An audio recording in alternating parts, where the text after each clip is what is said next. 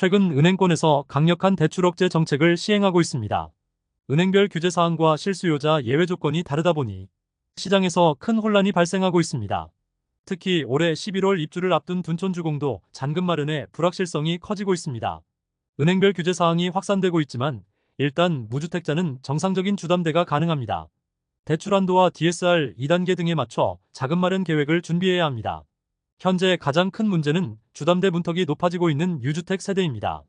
유주택자는 본인 명의로 소유한 주택이 없더라도 같은 세대원 중에서 한 명이라도 주택을 소유했으면 유주택으로 간주합니다.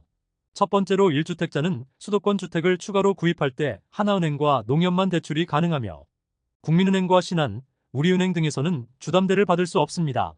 다주택이 아닌 기존의 1주택에서 다시 1주택으로 갈아타려는 분들은 하나은행과 농협뿐만 아니라 국민과 신한, 우리은행도 가능합니다.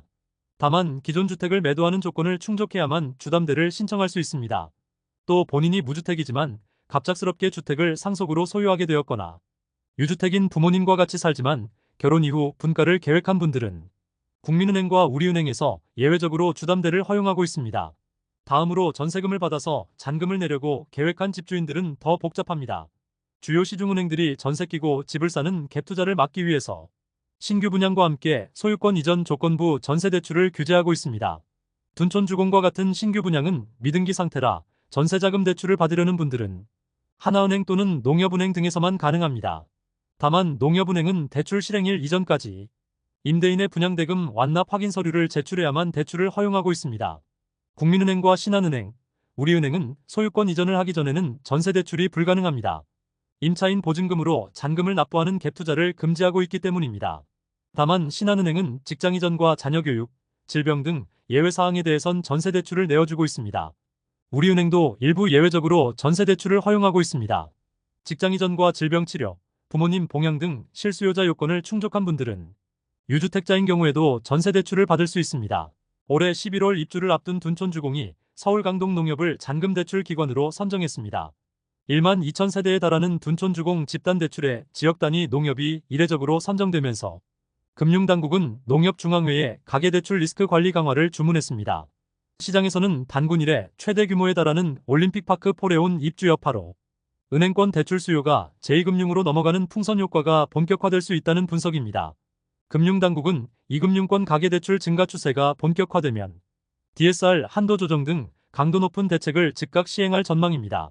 금감원 관계자는 서울 강동농협의 외형과 건전성 등을 감안해서 대출 한도를 정해야 한다는 내용을 농협중앙회에 전달했다고 밝혔습니다. 집단 대출은 신규 분양 당첨자들을 대상으로 진행하는 중도금이나 잔금 대출로 1금융이 대부분인 시장에서 2금융권이 선정된 건 매우 이례적입니다. 특히 수도권 대단지 집단 대출에 2금융이 포함된 건 사례를 찾기도 어렵습니다. 최근 은행권의 가계대출 억제 방안이 본격화되면서 둔촌주공조합이 2금융권까지 선택지를 확대했다는 분석입니다.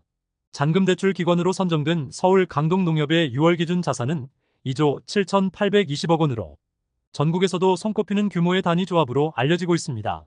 1금융보다 금리가 다소 높고 만기도 최장 30년이지만 DSR 50%로 1금융보다 10% 더 높은 것도 대출 신청자들 입장에선 장점입니다. 상호금융권 등에선 둔촌주공 집단대출 참여 사례를 시작으로 은행권 위주인 집단대출 시장이 2금융으로 확산되기를 바라는 분위기도 있습니다. 금융권 관계자는 은행권이 잔금 대출을 제대로 취급하지 못하는 사업장 등에서 상호금융이 본격적으로 치고 들어갈 수 있다라며 다만 이번 사례가 제2금융권 풍선 효과의 신호탄이 될 수 있는 우려도 있다고 전했습니다.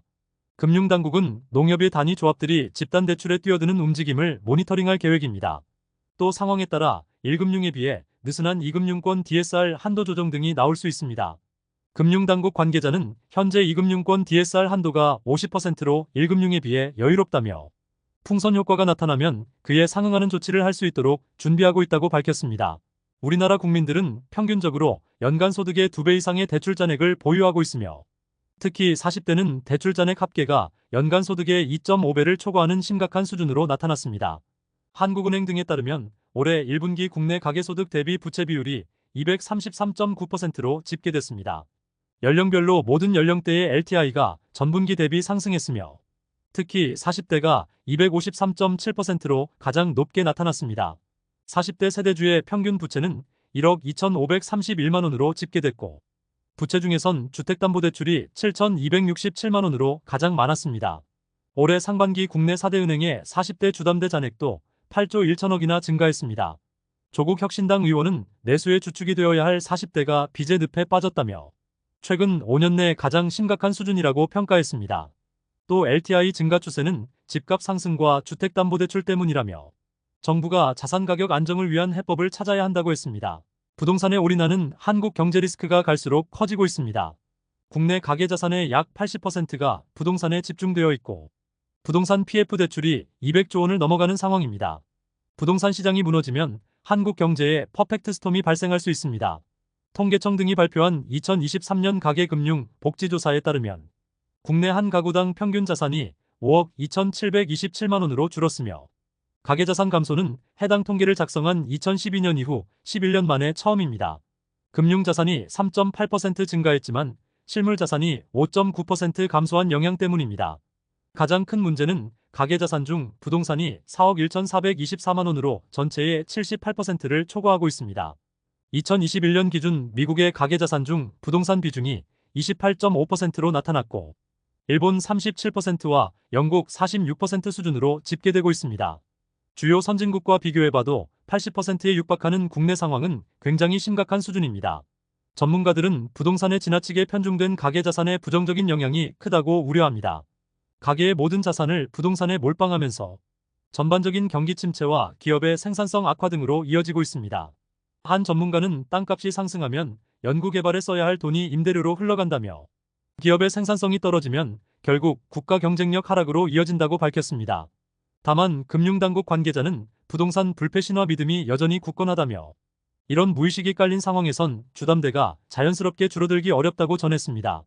부동산 개발 과정의 PF 사업 리스크를 우려하는 목소리도 커지고 있습니다.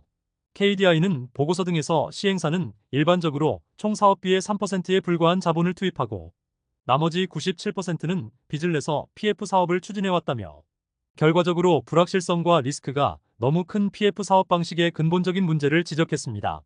건설업계는 역대급 불황이 장기화되면서 폐업과 부도나는 기업이 속출하고 있습니다. 원자재값 상승과 고금리 등으로 유동성 위기까지 확산되면서 더 이상 버티지 못하는 건설사들이 크게 증가하는 상황입니다. 실제 올해 부도난 건설업체 수가 22곳으로 2020년 이후 최대치를 기록하고 있고 7월까지 신고된 종합건설사 폐업 사례가 295건에 달하고 있습니다. 같은 기간 전문건설사 폐업 신고도 1,158건으로 급증하고 있습니다. 건설업계 관계자는 기존에 계약한 공사가 중단되거나 발주 자체가 감소하고 있다며 그나마 규모가 있는 건설사는 당좌 거래를 이용하기 때문에 부도가 확인이 되지만 규모가 작은 곳들은 부도가 나더라도 확인조차 하기가 쉽지 않다고 전했습니다. 지금까지 잼스톤TV였습니다. 오늘 영상 도움되셨으면 구독과 좋아요 부탁드립니다. 시청해주셔서 감사합니다.